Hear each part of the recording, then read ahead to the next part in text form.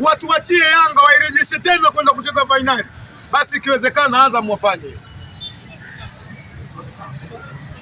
Yaani ikiwezekana Azam, mimi nawapigia magoti, ile nafasi walioipata kwenda wao fainali wamteue Dar es Salaam Young Africans awakilishe kuja kucheza nini fainali, ili ndoto ya Kisugu ikakamilika. Yako maneno mengi yanasemwa, baadhi ya ndugu zangu wa Simba wanasema na baadhi ya watu wa Yanga wanafanyaje, wanasema.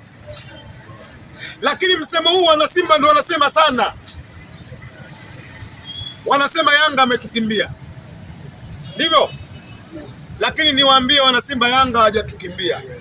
Yanga mbovu, Yanga uwezo umeshuka. Yanga ile sio Yanga hii.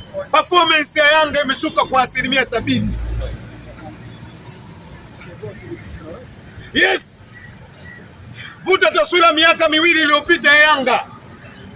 Unachezaje na Azam, japokuwa Azam imemalika. Dakika 50 Azam wako pungufu.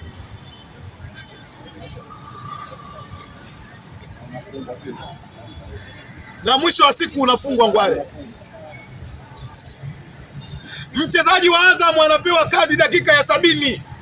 70 kwenda 90 kuna ngapi? 20 difference. Ongeza 30. Alafu chukua 20 ongeza na 30 itakuwa ngapi?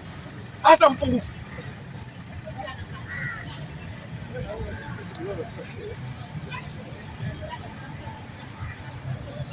Kuna msemo unasema akili ndogo haiwezi kuongoza akili kubwa.